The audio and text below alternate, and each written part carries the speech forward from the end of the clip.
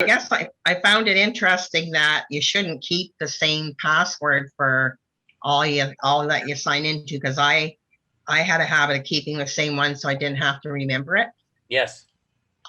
So I found that interesting. Or so you'd only have to remember one password instead of, yeah, and something simple 20. That I would recognize. It's certainly it complicates things a little bit, but there are solutions to it. Sandy and David.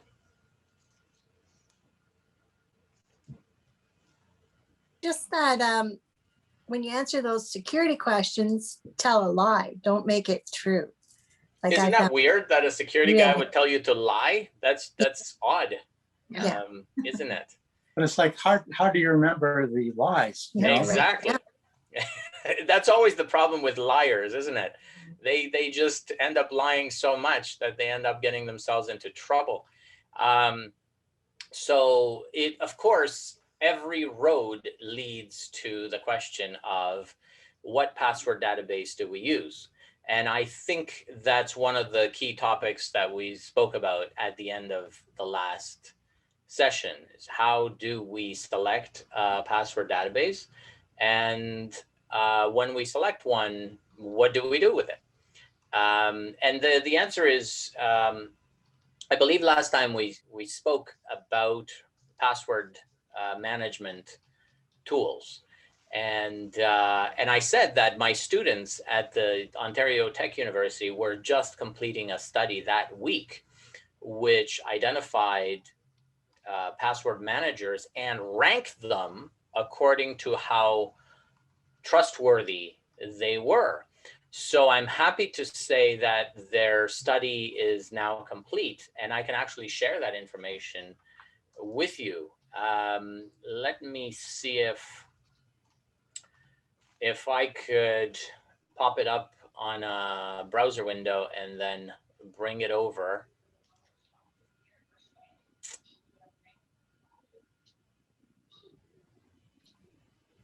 In the meantime, Claudio, I think Bonnie had a question. Do you mind if she just asks her question? Please. That's great. You can unmute when you're ready.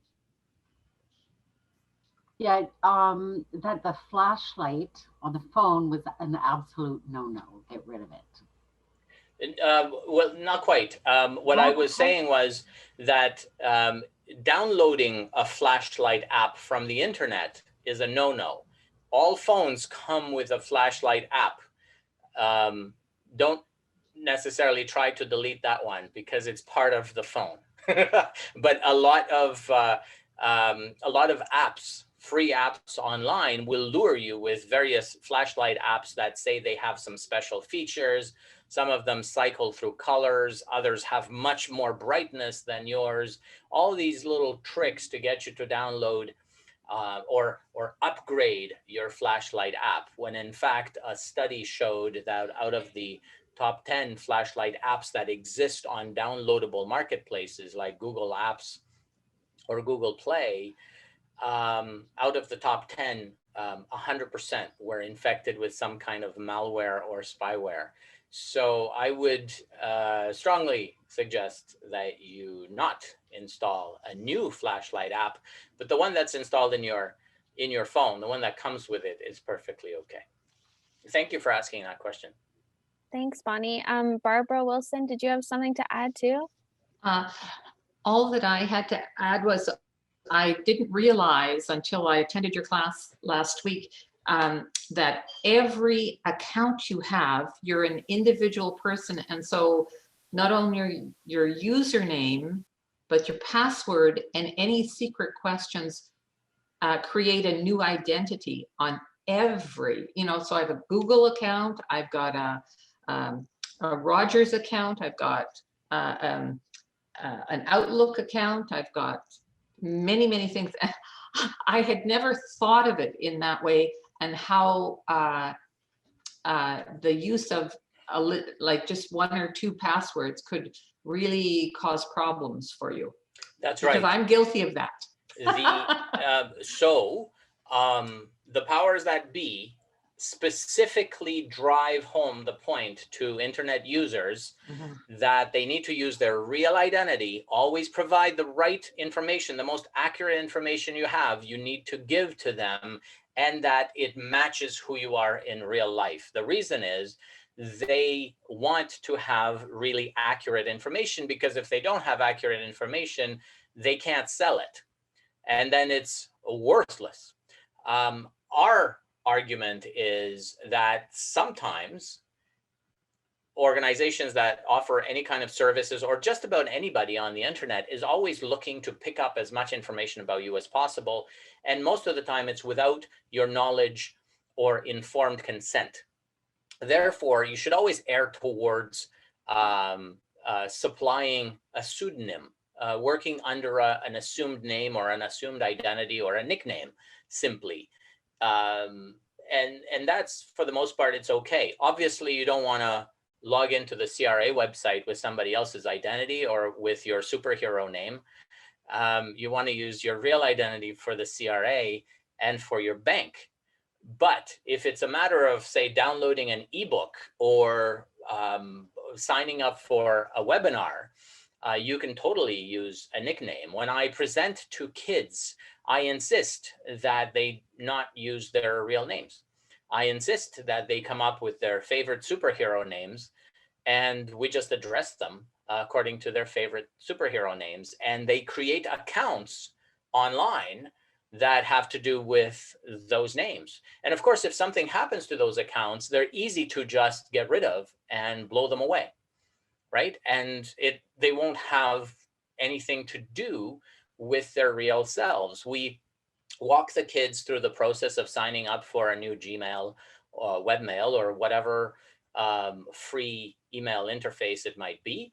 Then we take that email address and we use it to sign up to a website that we think is useful. And then if they no longer want to use it, then they just close down that email address and forget about it, because their personal real identities will be protected. Paul, you had a question? Yeah, you were talking about the app for flashlight.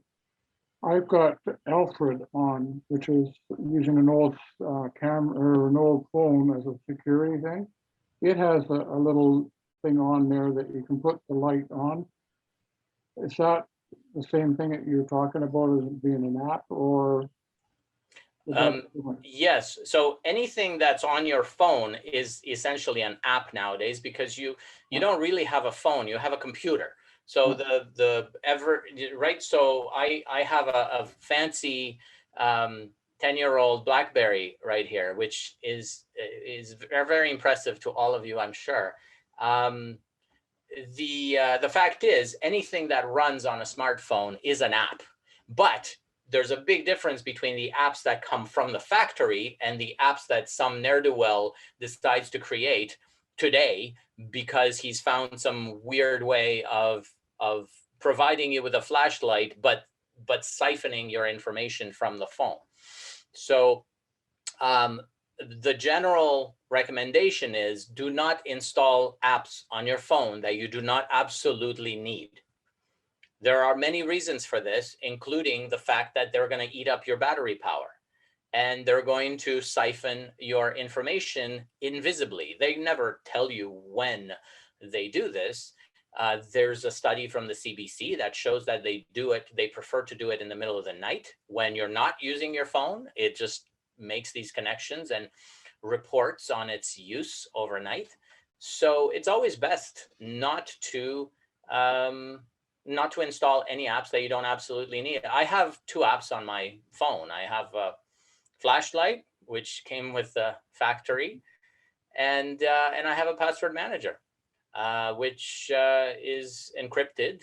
And if something happens to my phone, which is also encrypted, that password database will be useless to anyone who still knows how to use a BlackBerry in this day and age. So that's something that I always recommend, primarily because it really saves you a lot of worry and trouble if you don't install apps. I mean, there's just so many apps just for weather, right? So the weather apps, I think my BlackBerry came with a weather app, so I didn't even have to install one. But I never use it. There's any number of apps that I cannot uninstall that are in the BlackBerry somewhere, but they're also not running. They are basically deactivated until I activate them. Well, this one is only activated if we leave the house, and after, when we come home, I turn it off. But Right. I'm able to check, if I'm at my daughter's place, I can check and see if there's anything going on at my place. Absolutely. Yeah, there's any number of useful apps. As I say, if you need an app, by all means, go ahead and install it. Just don't install stupid stuff that really, it's some sort of a social media thing. So for example, Facebook or LinkedIn, for example, LinkedIn, I used to have an app for LinkedIn, which ran on a BlackBerry, and I actually installed it just out of curiosity because nothing else runs on a BlackBerry. Who's crazy enough to create an app for the BlackBerry? So I ran the LinkedIn app, and suddenly I realized that it emailed all of my contacts from the address book to try to automatically add them to LinkedIn. So it invited all these people from my email address book to join me on LinkedIn. So in a way, it made me look terrible because it chose to do this by itself. And in another, it just helped itself to the information, which I then had no way of erasing from LinkedIn's list. So that was particularly annoying. So it's banned forever from my phones, even if I get a modern phone in the future, which I'm struggling not to do. But I hope that gives you a little bit of insight, both into the best practices for online apps and into my psyche. So I'll share it. Does anyone else have a question? I see Terry's got something for us. Just a comment for Paul. I've used Alfred with 2 old cell phones around my house for 5 years, and I've never been hacked yet with it. I'm not saying you can't get hacked, but not with it. Keep in mind that practically 100% of all hackings that occur both individually and in a corporate settings are undetectable. So whether or not you feel that you've been hacked may not reflect reality. However, I agree with you. It's chances are you have not had that kind of an issue. It's just that I think it might have been last time that we discussed this. The goal of every hacker and the goal of every cyber criminal is to continue to be to infect your system as long as possible without detection. So for the most part, they succeed. And in a corporate setting, in most organizations, it takes 270 days to even detect an infection. So detection is everything. That said, there is something to be said for the fact that you have not felt or you have not seen evidence of compromise, and that's worth something. I'm hoping that everyone can see my screen here. It says SPM, an independent security privacy analysis of password management tools. Yes. Okay. Chelsea has a pom-pom.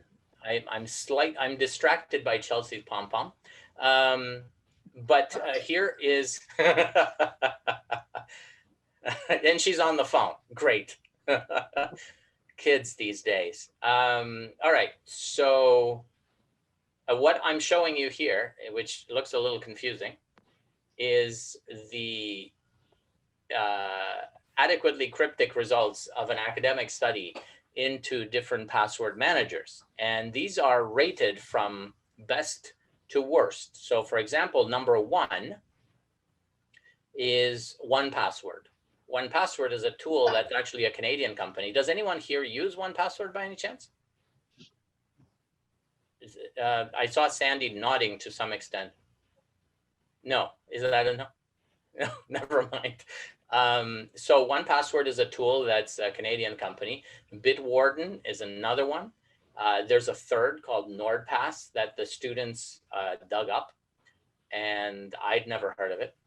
There's a variety of others. There's Zoho Vault, there's LastPass, There's KeePass, there's Keeper, NPass, iCloud Keychain. This is one that comes on your Apple devices. So some of you may have seen this one as a little icon on your iPhones or some such.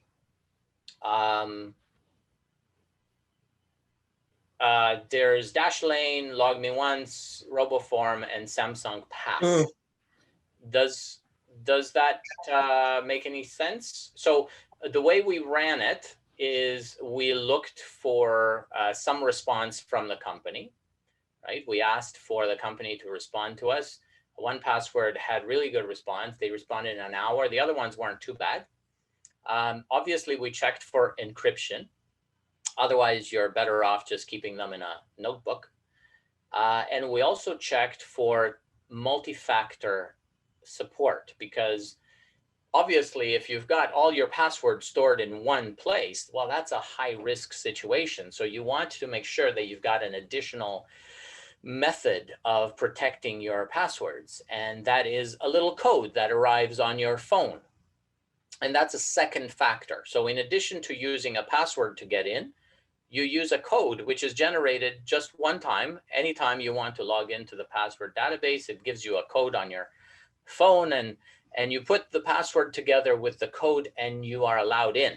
This is a marvelous tool. This is the kind of security that you should be looking for from all your accounts. It's called two-factor authentication or multi-factor authentication. The reason for this is if you were to lose your passwords on every site that requires two-factor or multi-factor, whoever is trying to impersonate you will not be able to use your passwords to get in, right? So this gives you the latitude to lose your credentials, and they still won't be able to get in without that code. So that's a beautiful thing, and it's good protection. So for example, if you have an account on Facebook, you should turn on two-factor authentication on Facebook as well, because it lowers the risk that your account will be compromised. And I'm seeing all kinds of people's accounts getting hijacked. Just 2 weeks ago was the most recent time that I received an invitation to click on a video. This was a personal message that was sent to me from a Facebook friend, and it said, "Hey, is this you in this video?" I almost clicked on it, but then I realized that it was going to an infected website. So if you enable two-factor authentication, it's much, much less likely that you will lose control over your social media account, and certainly the identity that goes with it. So I think that's that for password managers. Does anyone else have any questions? Let's see, have I missed any questions? When Facebook asks you to add a new friend that already is a friend, I usually delete this request. The word usually is a concern because all it takes is one illegitimate person to be added to your network, and they will have access to your network. So be careful who your friends are on Facebook. Yeah, actually, I should have said I always do. Okay. Okay. Once I started seeing a pattern, I never accepted. Sorry. Yes, security folk are fairly sensitive to the use of words. Okay. Because for us, the difference between usually and always can mean weeks of work and trouble trying to find who managed to get into our affairs. Okay. But that's an excellent question, and it happens a lot. A lot, yeah. So we're done with the password managers. Have we demystified password managers? Terry, are you using a password manager? I've disturbed Terry's comfortable stance. It's a very simple one. Oh, it's a book. I have one encrypted USB key, and inside that is an encrypted file. Okay. Both with different passwords. So when I want to change a password, I unencrypt the USB key and I unencrypt the file and I change it in there if I can't remember it. Great. So I do not put it online ever. So I don't trust password managers. So the thing about password managers is when they're online, a lot of people like, for example, LastPass.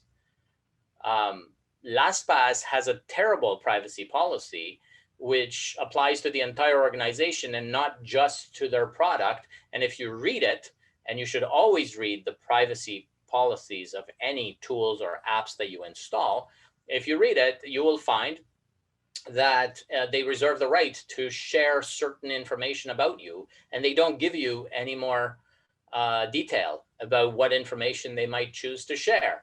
So I certainly do not recommend it. Now, the students, so all of these initial tools, 1, 2, 3, 4, 5, however many there are, all these tools are online, except for this one. This is an open source tool called KeePass. And KeePass does not come with two-factor out of the box, because the team that developed it is working on the encryption within the database itself, and not so much on the additional access control security. So in order to have two-factor with it, you just download a plugin and install it. It's very, very easy. But as a result of that, they ended up listing it as number 6, I believe. 6, 1, 2, 3, 4, 5, 6. Yeah, so this is number 6. Now, the KeePass is a personal favorite of mine because it's a local encrypted database which uses industry standard strong encryption, and it lives on my BlackBerry. It lives on the USB keys that I use to back up my stuff. It does not live online. So from the perspective of having industry standard encryption, you can typically use a product like KeePass, or even another one called Password Safe. These are tools that don't live online. They live on your computer. You can take the little file, back it up. You can transfer it. You can keep it in your pocket. And if you lose it, it'll be okay, as long as you have a sufficiently strong password for that database, and of course, two-factor authentication. So that's an alternative to what Terry is doing. But that sounds good, Terry. It's just with KeePass, it brings the added convenience of any time that you want to log into a website, because you should always say, no, do not allow the browser to save your password or save your access when you're logging in. Because my browser doesn't save my access, I have to go and get the password. So it's very easy for me to use KeePass and use it to enter the password automatically without me typing it in. So the beauty of password managers is that they're a convenience tool as well as a security tool, which is very rare, of course. So I simply right-click whatever website I need to access. It enters the password by itself. I'm in. And then the database locks itself without any further input from me. The additional advantage from a security perspective of doing this is that you're not actually typing the password. And if you were here last time, I think you may have heard me say that if you have a keylogger, which is a type of malicious software installed on your system and usually surreptitiously living on your system forever, if it can, if you've got a keylogger that is designed to steal your passwords as you type them in, well, the password database tool bypasses a keylogger, and the keylogger is blinded by this because it can't see you type them in, because they never go into the keyboard. The password goes directly into the form on the website. So that's an additional advantage of using a proper password management tool. So there you go. Yes, Terry? On that topic, I very seldom type in a password. I open my encrypted file, cut and paste. Yeah, and that's important. Again, the advantage of a password database is that it actually, whenever you want to log into a new website or create a new account, it actually right away comes up with a brand new long complex password for you, which you can cut and paste into the website. So you don't necessarily have to think of one or think of a passphrase in the moment. You've got this tool that will do it for you. So that's a beautiful thing. And yes, cutting and pasting is a good way to do it, except, Terry, that most key loggers actually monitor the clipboard. And the clipboard is a piece of Windows memory where when you cut something and then you paste it into something else, it grabs it from your clipboard. There's any number of tools that are available for testing this process, but a properly developed password database will bypass the clipboard and just dump the password directly into the form that you're trying to log into. So these are excellent discussions that we're having, because these are the kinds of nuances that make this kind of workshop really useful, because people sometimes don't think of asking these questions, and other times they just don't know where to get this information. So I hope that's useful to you as well, Terry, because at some point you might choose to, simplify your life and just go with an actual project like KeePass, which continues to be updated and secured on a monthly basis or thereabouts. And because it's an open source project, it's constantly being tested and reviewed by qualified professionals who are reviewing the code and are calling the manufacturer and saying, hey, we found a bug here. And they say, okay, well, we fixed it. Here's an update, bam, and it's done. So it's constantly being updated and monitored. So excellent discussion. Now, I'm just watching the time here because we don't want to intrude upon your afternoon too much. But I think what we did last time is we took care of the first 3 hexagons, and that left us with the last 3. I can't recall, but let's take a look and see where that takes us. I think we delved a little bit into the realm of ransomware. Do you guys remember seeing this screen last time? Ransomware is, so this is a perfect spot to start. Because ransomware is probably the scariest thing that can happen to people when, and the reason I have this here is as a bit of a nostalgic image, because this is one of the very first pieces of ransomware that was introduced into the internet ecosystem about 10 years ago. And back then it was only asking for $100.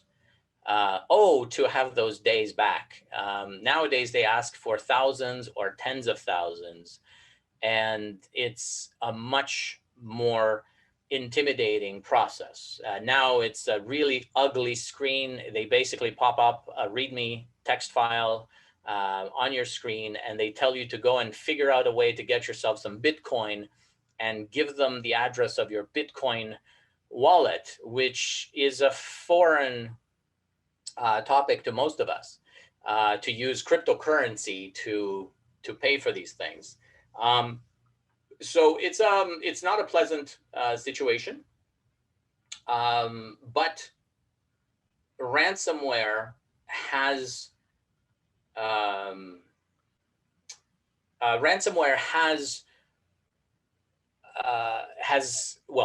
anti-ransomware, I should say, has made progress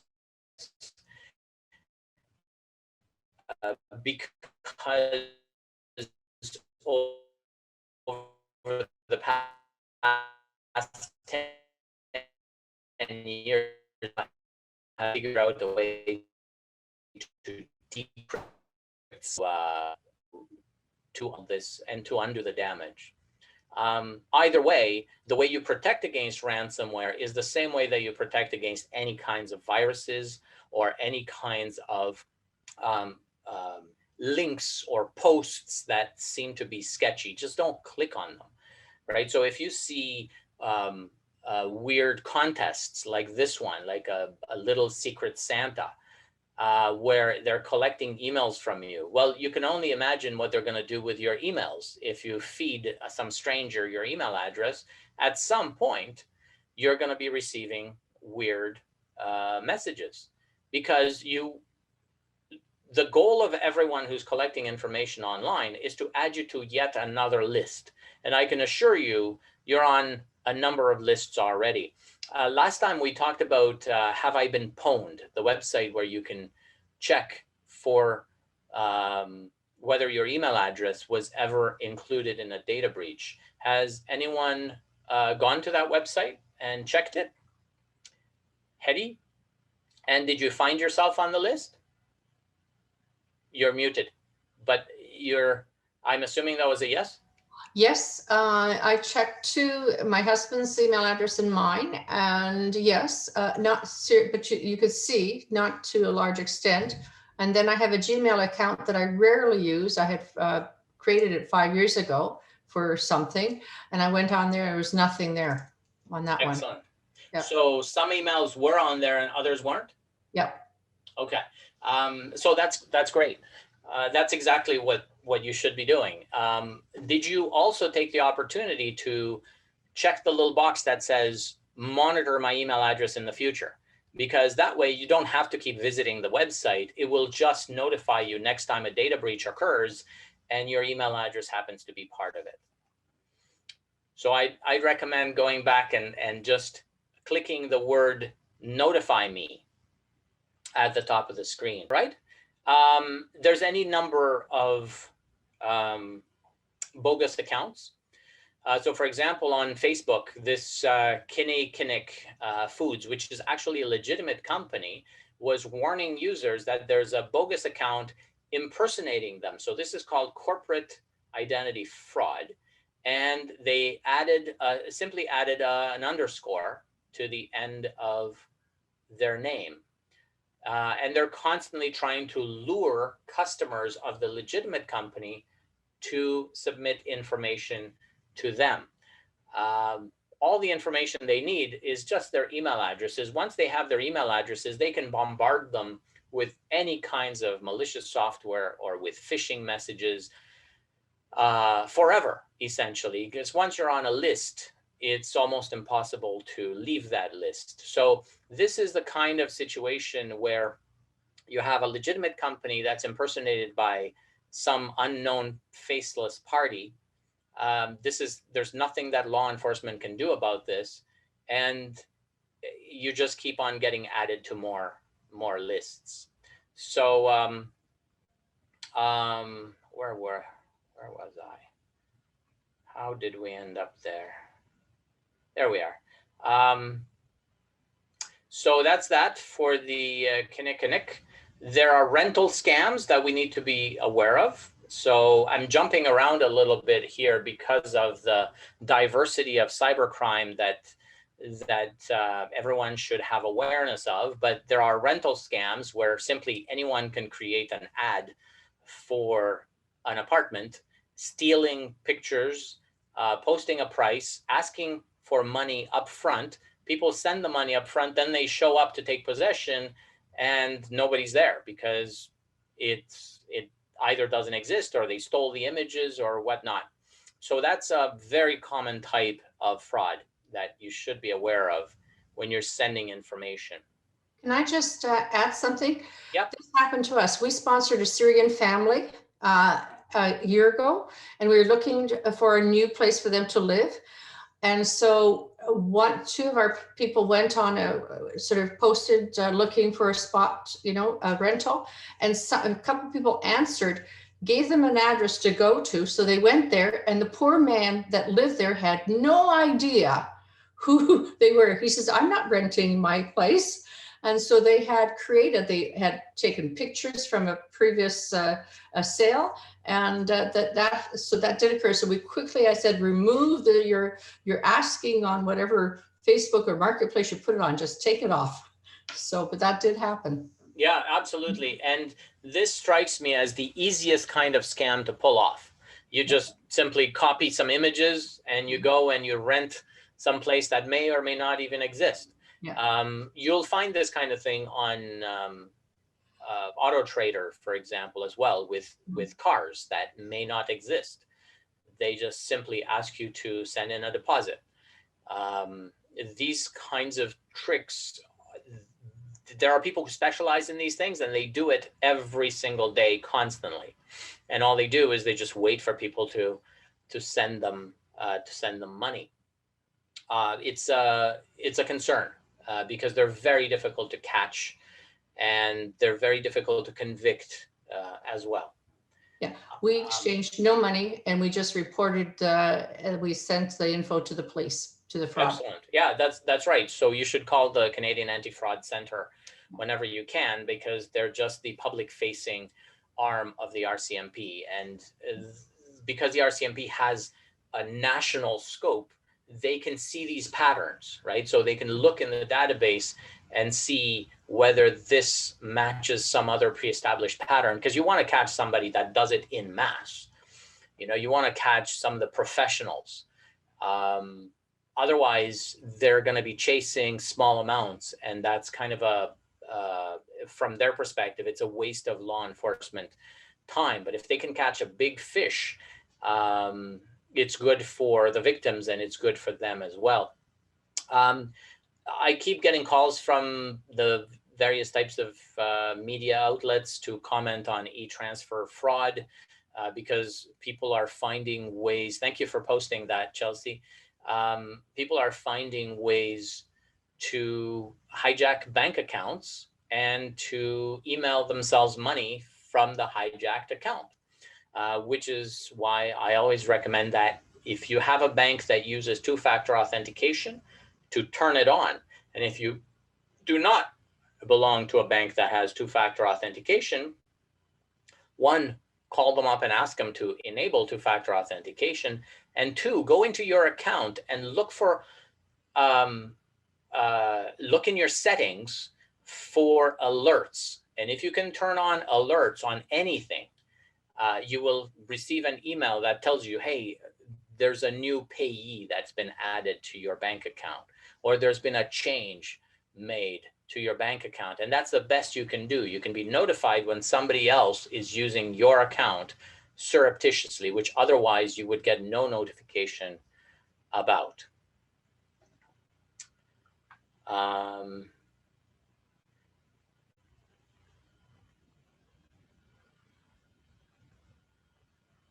Parcels. Yeah, so these kinds of messages are ideal for smartphones because smartphones barely give you enough information to go on. So you just tend to panic when you see these things. When a parcel's been returned, you click on schedule, they ask you to log in, they ask you for some other personal information, at least your phone number, for example, or whatever it might be. You have to be very careful with parcel scams, with delivery scams, because they have some information about you and they need more information about you so that they can, for example, call your telephone company and switch your mobile phone bill, your mobile phone information under their control. The bill will still go to you, but they'll take control over your phone. So there's a number of these scams going on, and telecommunications companies have been advised to simply train their employees better. They can't do much more than that, because when fraudsters call them and pretend to be you, they are fairly insistent. And if they have enough information about you, they will impersonate you. So that's another reason why you don't want to allow any one website or account to have too many facets of your personal information, right? So be careful how you sprinkle that information across the interwebs. All right, let's see. So how to protect yourself. Here are some tools that we may or may not have talked about before. Have we talked about these? Because these are important. I'll start from the right to the left. ABP is Ad Block Plus. The ad blocker software, look for this logo, the one that has ABP on it, because there's another company called AdBlock, which has a hand instead of the letters ABP. That one is actually an okay product. I simply recommend this one because I found it to work better. This is called a browser add-on. So ABP will install itself onto your website browser and block your ads. Along with the ads, it'll block a certain number of tracking websites that try to follow you around the web and report to various other faceless parties what you're doing. A better job of that tracking and filtering is done by the Privacy Badger tool, which again is a free plugin that you can add to your website, to your web browser, and it will show you what websites are getting a piece of information every time you connect. So did we talk about the Canada Post website last time? I seem to recall that I have a screenshot of what most people see when they go to the Canada Post website, and what I see when I go to the Canada Post website, and I see that there's 12 different trackers that load when you go to the Canada Post website, including such sites as Facebook and Twitter, which are notified when you go to track your parcel. And why in the world would they need to know what you're doing on the Canada Post website? So this is the type of tool that would block such things. Does anyone else use any other kinds of ad blockers or fancy little tools? I feel like Terry's got something. No? Okay, well, there you go. You've got a tip that you can take away from today's session. Chelsea is logging on to tell us that we're running out of time, so I should speed things up. Is that right? Or Yeah, I mean, I don't know how much time you have for today, but I think all the information has been super, super helpful. I mean, I wondered by chance, Claudio, is there any way that we can share the tip sheet that you're talking about with oh, our absolutely. members? I've actually got tip sheets. If you just email, did I give you the email address? Yeah. And what I can do is once I get the tip sheet, I can share it with Yeah. you guys after So, today's class. Absolutely. Feel free to email us directly at this address, and Okay. we'll send you those tip sheets directly. Or if you come up with questions, I don't know about you, but I always come up with questions after it's too late to ask people. So it certainly helps to have an address where you can ask your questions. Bitdefender, is it better than McAfee or Norton? Not in my experience. I found that Bitdefender was sneakily taking information from me, and it turned out that they were selling it. There was a report a couple of years ago that indicated that they were monetizing user information. Kaspersky, as a Russian antivirus tool, was not trusted by the US government. I personally don't have a problem with it. The US government clearly has a problem with it because there are allegedly some ties to the Russian government, which by law, I suspect that a Russian company has to have. So that's the only issue with Kaspersky. Now, I'm not done. I wanted to go over a couple of more things. One is the clean browsing tool. If you go to the clean browsing website, this is a way to filter all of the traffic, all the internet traffic that comes into your house.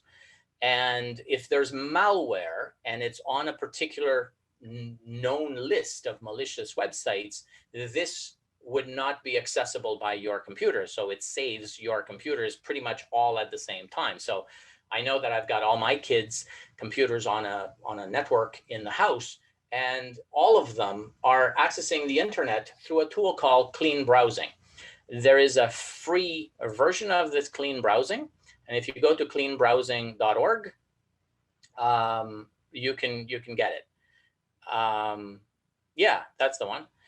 So a very neat tool. I actually pay for the pro version because it gives me a lot more control, and I actually see how much filtering is going on. So as an information junkie, I like to keep an eye on how much malicious stuff is being blocked. VPNs don't do any blocking. In fact, they bypass this type of tool. So if I use a VPN, or when I use a VPN, I am bypassing clean browsing, so I'm no longer protected by clean browsing, and I end up accessing the internet through a stranger's computer. So if you're using a commercial VPN, for example, as opposed to one that you're using for your work, right? There's two kinds of VPNs. There's the ones that you're using for your work, which are also called VPNs, but they're an entirely different beast. There are VPN programs which use the word private and secure, and you should not trust their use of this word. For the most part, these VPNs have very specific uses. I'm not sure if we talked about this last time, but the reason I have a VPN is simply that every once in a while, the Olympics, back in pre-pandemic days that I can barely remember, there used to be such things as the Olympics. And the Olympics have sports that I want to see. And those sports are available in a different country on their TV stations or even on their YouTube, but not in Canada for whatever reason. And so I would go through a VPN in whatever, England, if the Olympics are in England, and I would watch them through there, right? You should always use a VPN for legal uses. That goes without saying. And for things that actually make sense. Don't use it ever for banking or for anything sensitive, because as I said, whenever you're using a VPN, you're going through a stranger's computer in a strange country. So you don't know what happens with the traffic that goes through a commercial VPN.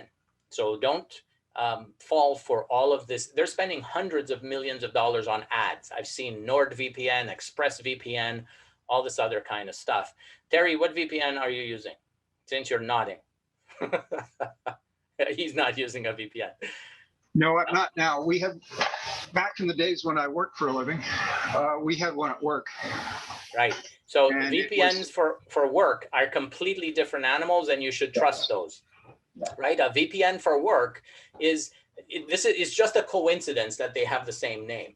The VPNs that you use for work are simply a tool that connects you directly to work. And that's it. It's like a tunnel. It doesn't bounce around the internet.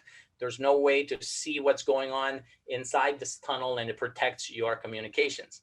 A VPN that is commercial, that a lot of people are now signing up to willy-nilly, is something like $5 a month. And it's essentially just something called a proxy. It's a way to jump around the internet through other people's computers. Now, of course, those other people's computers, because they're not under your control, you have no way of telling what they're doing with your information or with your traffic. So I would recommend being very careful when you're using VPN software. Let's see. So if you want to prevent, just quickly now, I'll just run through this. If you want to prevent ransomware, I recommend a tiny little free tool called Malwarebytes Anti-Ransomware. You'll find it if you search MBAR or simply Malwarebytes Anti-Ransomware, as opposed to Malwarebytes Anti-Malware, which is another product that you can also install. It's their antivirus tool, and it runs well on top of your antivirus tool, etc. But this is a specialized little free trinket that works pretty well. A key scrambler is a tool that prevents key loggers from seeing what you're typing. So particularly useful thing. And again, there's a free version of it, and it'll scramble the keys that you're entering into the computer. And also it will, Terry, it will blank out your what do you call it? The notepad, the keypad, the clipboard. That's the word I'm looking for. I'm not from here. So it will blank out your clipboard. So when you're trying to cut and paste, it'll protect the contents of that clipboard. So anyway, Key Scrambler is a tool that I like. Sorry, do you mind just answering Bonnie's question here? Bonnie, can we ask you to unmute? And sure. I didn't see people gesticulating. That's okay. That's okay. I use Norton VPN. I turn it on before I even start anything on my computer. Is that necessary? Completely unnecessary. So I don't need to use it at all? You do not need to use it at all. Hokey doodles. Thank you for your question. Problems with it at one time. The issue, the reason everybody and their dog is offering a VPN is because it's yet another way of collecting information about you and what you're doing online. This is very valuable because these companies need to maximize the number of revenue streams that they have. They can no longer depend on just your $29 a year that you're paying for the Norton tool. They need to get information to monetize you as a person. And the way to do that is they need to know as much about you and your preferences and your destinations as possible. So the way they do that is through tools that collect information about you. One tool that, yeah. Leave that off. I would not use it. The reason you want to use an antivirus tool is to protect you from malicious software. So if an antivirus tool comes with other stuff, turn it off. Right? You don't want to use one tool for too many things. As you can kind of gather, when I said here's an anti-ransomware tool, it comes from the same company that sells you a whole bunch of other stuff. But I just want the anti-ransomware, right? You want to have as much diversity in your security tools as you can have. That's called a heterogeneous environment, because the first thing that malware does when it installs itself on your computer is it looks for antivirus tools that it recognizes. And of course, who are the big names? McAfee, Norton, Microsoft Security Essentials, and so on. And it looks to disable those. So if you've put all your eggs into Norton's basket, it will disable everything. And in fact, a few years ago, Norton had this issue where Norton was hacked and malicious software that was installed on people's computers took over their entire computer through Norton, because Norton has as much access to your computer as you do. It has administrative access. So it was easier for the virus to infect Norton than to infect your computer itself. It just compromised your Norton. And of course, Norton was unable to yell out and say, hey, I've been infected, right? Because it was completely controlled by the virus. So that's one of the issues. This is why I never purchase things that are called suites. If it's a security suite of applications, it feels like a one-stop shop. But in fact, it's a one-shot way of disabling all of your security at one time, as opposed to if you've got different layers or different tools for different types of security. First of all, you understand your security a lot better. And secondly, it's less likely that they'll infect your system that way. Now, a lot of these tools, by the way, I should mention, are meant for Windows operating systems, and some of them are meant for your smartphone. Apple, as we discussed last time, has really good protection inside the operating system. And in many cases, they don't recommend an antivirus tool on the Apple platform. And I agree with them. It's a very tightly protected thing. However, you can still install spyware on an Apple system. And that's why you still want to use ad blockers as much as possible.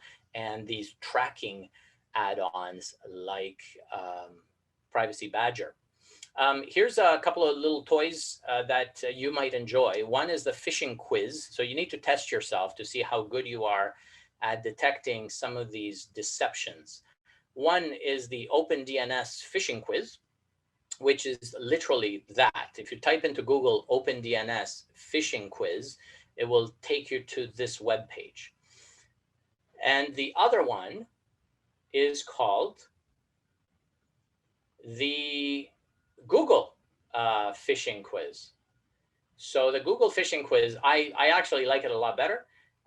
It's very neat. I think it's only got 5 questions. It'll take you just a few minutes.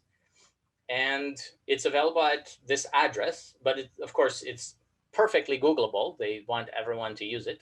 Just type in Google phishing quiz and you'll be presented with fake emails, and it'll ask you whether a message is real or not. So yeah, to to conclude and to summarize, use password best practices. We talked about them at length.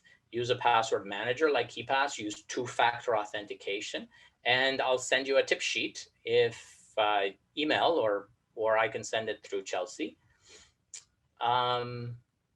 Report to the Canadian Anti-Fraud Center. If you've been defrauded, you probably won't see your money again. However, aside from the pleasure of becoming a statistic, you can also use these guys to pepper them with questions. In fact, they have an entire seniors team, which is staffed by volunteer seniors, which is great. I visited them in North Bay and they really enjoy their work, or not. It depends what your luck is. Everyone on the phones is very capable and experienced, and you can ask them all kinds of questions. If you've got the patience to wait on hold. I wouldn't submit reports by email simply because you have no opportunity to get information from them. So in my view, if you're going to contribute to their database of scams, why not get some information from them? And of course, report things to your bank and share them with each other, because you are part of a group, you're part of a community, you're part of a network, and it helps if you share a lot of this information. In many cases, scams will target groups. So we see a lot of that. Church groups, any number of associations are targeted by scams that just try to exploit and defraud everyone involved. So with that, I think that's about it. I think I've taken enough time of your afternoon. Thank you very much for your fantastic questions. If there's anything else, let me know. You know who to email.